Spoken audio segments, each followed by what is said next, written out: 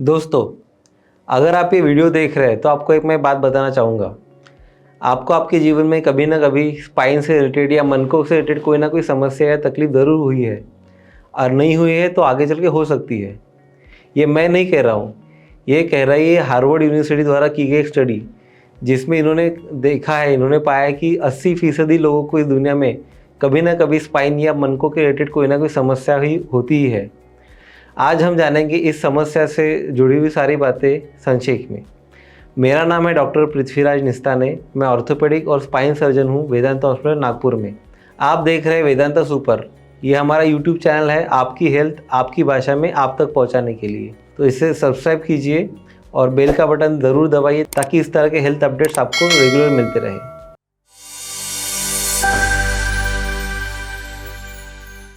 दोस्तों, as a orthopaedic और spine surgeon हमारे ओपीडी में आने वाले ज़्यादातर मरीज़ 60 से 70% मरीज़ों में बैक पेन या नेक पेन पाया जाता है। ये आज की दुनिया की सबसे ज़्यादा कॉमन बीमारी हो चुकी है। इसके अलावा स्पाइन या मनकों की बीमारी में अन्य लक्षण भी दिखाई देते हैं, जैसे कि स्टिफनेस या अकड़न होना, मनकों का या स्पाइन का शेप बदल जाना। ये शुरुआती लक्षण इसमें दिखते हैं। अगर इनको इग्नोर किया गया या इन पे कोई कार्रवाई नहीं की गई तो आगे चल के समस्या बढ़ भी सकती है। आगे चल के मनकों का दर्द हमारे कंधों में या हिप जॉइंट में भी जाता है और आगे चल के हाथों या पैरों में भी दर्द हो सकता है, जिसको हम आमतौर पे सियाटिका कहते हैं और या रेडिकुलोपैथी कहते हैं। आगे चल के हाथों या पैरों में दर्द के साथ साथ चींटी, मूंगी या झुंझुनाहट की फीलिंग भी आती है, जिसको टिंगलिंग या नमनेस कहते हैं। अगर इनको भी आप इग्नोर करते हैं तो पैरों की ताकत या पैरों की जो ज़ोर लगाने की क्षमता होती है या हाथों की ताकत भी धीरे धीरे कम होना चालू होती है और आगे चल के पैरालिसिस तक हो सकता है। टॉयलेट या बाथरूम की जो कंट्रोल है वो भी इसमें लॉस हो सकता है। तो अगर स्पाइन की समस्या को इग्नोर किया गया तो आगे चल के इसके काफ़ी भयानक परिणाम भी देखे जाते हैं। तो ये सारे लक्षण जो मैंने अभी बताए, ये सारे लक्षण स्पाइन के या मनकों की बीमारियों में होते हैं। अभी हम देखेंगे कि क्या अलग अलग बीमारियां होती है या क्या अलग अलग प्रॉब्लम्स होते हैं जो मनकों को या स्पाइन को अफेक्ट करते हैं। सबसे ज़्यादा कॉमन होता है जिसको हम बोलते हैं मैकेनिकल स्पाइनल प्रॉब्लम्स, यानी इसमें कोई बीमारी या कोई एक तरह से हम बोल सकते हैं कि डिजीज़ नहीं होता है, परंतु इसमें एक मैकेनिकल अलाइनमेंट या मैकेनिकल कॉजेज़ के कारण ही अलग अलग तरह की समस्या होती है।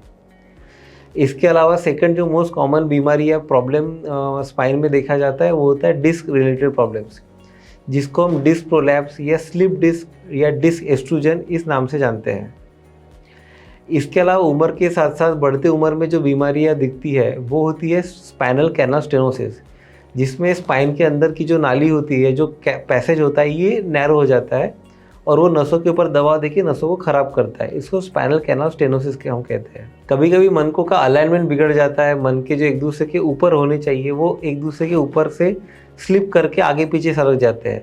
इसको हम कहते हैं लिस्थेसिस, यानी कि एंट्रोलिस्थेसिस, मनकों का एक दूसरे के से अलाइनमेंट बिगड़ जाना। इसके अलावा जैसे शरीर में कहीं पे भी इन्फेक्शन हो सकते हैं, उसी तरह के इन्फेक्शन स्पाइन में भी होते हैं। ये काफ़ी आम तौर पे देखा जाता है। स्पेशली हमारे देश में, इंडिया में, स्पाइनल ट्यूबरक्यूलोसिस यानी मनकों का टीबी ये काफ़ी आम समस्या होती है। इसके अलावा बाकी इन्फेक्शन जैसे फंगल या बैक्टीरियल इन्फेक्शन भी स्पाइन में हो सकते हैं। दोस्तों, जैसे जैसे उम्र बढ़ती है वैसे वैसे बाकी हड्डियों के साथ साथ हमारे मन की या स्पाइन की हड्डियाँ भी कमज़ोर होती है, जिसे कहते हैं ऑस्टियोपोरोसिस। और सबसे ज़्यादा दर्दनाक जो बीमारी होती है वो होता है स्पाइनल फ्रैक्चर्स, जो कि किसी बड़े एक्सीडेंट या बड़ी तरह से चोट लगने के बाद भी हो सकते हैं। तो ये सारी अलग अलग बीमारियां होती है जो स्पाइन को या हमारे मनकों को प्रभावित कर सकती है। दोस्तों, अभी हम देखेंगे कि मनकों के स्पाइन के प्रॉब्लम्स इतने ज़्यादा कॉमन क्यों होते हैं, क्योंकि अगर हमको कारणों का पता है तभी हम उससे बच सकते हैं। तो ये स्पाइन प्रॉब्लम्स इतने कॉमन होने का जो राज छुपा है वो छुपा है हमारे इवोल्यूशनरी प्रोसेस में। जैसे कि आप सब जानते हैं, मानव प्रजाति की उत्पत्ति वानर प्रजाति से हुई, जो पहले 4 पैरों पर चलते थे। धीरे धीरे इवोल्यूशन के दरम्यान हम 4 पैरों से 2 पैरों पे तो आ गए, परंतु ये 4 से 2 होने में जो स्ट्रेस आया या जो मैकेनिकल स्ट्रेस आया वो सारे हमारे मनकों के कॉलम्स पे या स्पाइन पे आया, और इसी स्ट्रेस के कारण मनकों की समस्याएं ज़्यादातर पाई जाती है। और जैसे मैंने पहले बोला कि मैकेनिकल बैक पेन सबसे ज़्यादा कॉमन इसी कारण से है। इसके अलावा आजकल ये समस्या ज़्यादा आमतौर पर देखी जाती है। पहले यंग एज में या जवान लोगों में इतनी ज़्यादातर समस्या नहीं थी, पर आजकल ये समस्या ज़्यादा यंग लोगों में भी दिखती है। इसका कारण है हमारी बिगड़ी हुई लाइफस्टाइल, लैक ऑफ एक्सरसाइज की कमी, मेहनत की कमी, ये इसके लिए कंट्रीब्यूशन हो सकता है। इसके अलावा जो अनहेल्दी लाइफस्टाइल होती है वो कारण बनती है ओबेसिटी का, और ओबेसिटी ये काफ़ी एक बड़ा रिस्क फैक्टर है, बिकॉज ऑब्वियसली ओबेसिटी के कारण हमारे स्पाइन पे आने वाला वज़न या स्ट्रेस बढ़ जाता है और ये समस्या ज़्यादातर देखी जाती है।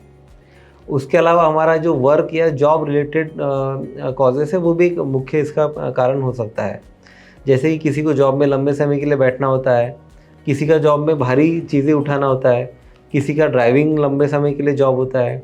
कई लोग अपने जॉब पे जाने के लिए या वर्क पे जाने के लिए टू व्हीलर या कार में लंबा सफ़र करते हैं। इन सारे कारणों से भी मनकों के ऊपर स्ट्रेस पड़ता है और स्पाइन की समस्या बढ़ जाती है। इसके अलावा जो आर्थराइटिस या जोड़ों का प्रॉब्लम्स होता है, जो हमारे बाकी जोड़ों में दर्द देता है, वो हमारे मनकों के छोटे छोटे जोड़ों को भी अफेक्ट कर सकता है। इसमें ज़्यादातर कॉमन होता है एक स्पेशल तरह का आर्थराइटिस जिसको कहते हैं एंकिलोसिस स्पॉन्डिलोलाइटिस, जो हमारे स्पाइनल कॉलम को या हमारे वर्टिब्रल कॉलम को अफेक्ट करता है। इसके अलावा अगर आपको कुछ इंजरीज होती है जो कि किसी चोट के कारण हो सकती है, या जो छोटी छोटी डेली में होने वाली एक्टिविटीज़, जैसे हम कुछ खेलते हैं या कुछ जिम करते हैं या डेली का वेयर एंड टियर, ये भी इंजरीज हमारे स्पाइन को अफेक्ट कर सकती है। दोस्तों, आपको ये भी जान के हैरानी होगी कि प्रेगनेंसी में भी स्पाइन के प्रॉब्लम बढ़ जाते हैं because of mechanical reason. Pregnancy में जो मैकेनिकल अलाइनमेंट बॉडी का चेंज होता जाता है, उसके कारण भी काफ़ी प्रेग्नेंट लेडीज़ को प्रेगनेंसी के दरमियान या आफ्टर डिलीवरी भी बैक पेन कॉमनली होता है। इसके अलावा जेनेटिकल कॉज बहुत आम तौर पे देखे जाते हैं, जैसे कि बाकी बीमारी में होता है। अगर आपके पेरेंट्स को या घर में किसी को इस तरह की समस्या है तो हाई चांसेस है कि आपको भी स्पाइन रिलेटेड या मनकों के रिलेटेड बीमारियाँ या प्रॉब्लम हो सकती है। तो ये सारे हो गए कॉजेस। अभी एक बार अगर आपको स्पाइन का प्रॉब्लम या मनकों का प्रॉब्लम शुरू हो जाता है तो उसका ट्रीटमेंट तो काफ़ी सारे लोग आपको सजेस्ट कर सकते हैं, परंतु मैं चाहता हूँ कि ट्रीटमेंट तक ना पहुँचते हुए इसको हम अवॉइड कर सकते हैं, बिकॉज जैसे कि हमको पता है prevention is the best cure. तो हम चाहेंगे कि इसको हम कैसे इससे दूर रह सकते हैं। तो इसके लिए आपको मैं कुछ बातें बताऊंगा जिसका अगर आप उपयोग अपने लाइफ में करते हैं तो आप इन समस्याओं को होने से बच सकते हैं। सबसे पहले जैसे मैंने बोला कि लाइफस्टाइल का ठीक होना काफ़ी ज़रूरी है। अनहेल्दी लाइफस्टाइल इसको कॉज करती है, तो अगर आप एक हेल्दी लाइफस्टाइल अपनाएंगे तो ऑब्वियसली आप इन सारी समस्याओं से दूर रहेंगे। अब हेल्दी लाइफस्टाइल का क्या मतलब होता है? सबसे पहले तो एक्सरसाइज हमको करना ज़रूरी होता है। एक्सरसाइज हम रेगुलर करेंगे, जिस भी तरह से आप कर सकते हैं, चाहे आप वॉक करना चाहते हैं, चाहे जॉगिंग करना चाहते हैं, चाहे जिम में जाके आप एक्सरसाइज करते हैं। एक्सरसाइज से क्या होगा, जो हमारे कोर मसल्स है, हमारे बैक के या एब्डोमेन के जो कोर मसल्स है, ये स्ट्रेंथन रहेंगे और ये आपकी स्पाइन को अच्छे से सपोर्ट करेंगे। और अच्छे से सपोर्ट अगर करेंगे तो ये हमारे प्रॉब्लम को प्रिवेंट कर सकता है। इसके अलावा एक्सरसाइज करने से आपका वजन भी कंट्रोल में रहेगा, आपका BMI भी हेल्दी रेंज में रहेगा, जो कि 20 से 25 के बीच में होता है। अगर आपका BMI हेल्दी रेंज में है, आपका वजन कम है, तो अपने आप स्पाइन के ऊपर का जो लोड है वो कम होगा और उससे भी ये सारी समस्याएं कम होगी। तीसरी चीज़ जो मैं कहूँगा वो होती है पोस्चरल करेक्शन। जो आपका बैठने का तरीका है, जो आपका काम करने का तरीका है, उसमें अगर आप कुछ बदलाव ला सकते हैं तो वो आपके लिए काफ़ी अच्छा होगा। और आप हेल्दी पोस्चर का अगर अपनाएंगे तो ये सारी समस्या से आप दूर रहेंगे। वर्किंग हैबिट्स में हम कैसे बदलाव कर सकते हैं? अगर आपका काम लंबे समय बैठने का है तो आप एक प्रॉपर चेयर का यूज़ कर सकते हैं, प्रॉपर हाइट के टेबल या चेयर का यूज़ कर सकते हैं। जैसे आप ड्राइविंग अगर लंबे समय के लिए करते हैं तो हर 20-25 मिनट ड्राइविंग के बाद या हर 20-25 मिनट एक पोजीशन में बैठ के काम करने के बाद आप 5-10 मिनट का एक स्ट्रेचिंग ब्रेक ले सकते हैं। स्ट्रेचिंग ब्रेक से हमारे मनकों के और मसल्स के जो फटीग है वो दूर होगा और आपकी ये समस्या प्रिवेंट हो सकती है।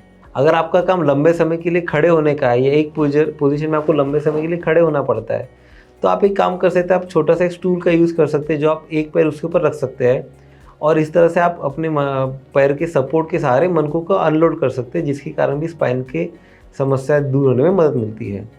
अगर आपका हेवी वर्क है तो आप प्रॉपर तरीके से ही वर्क को कर सकते हैं।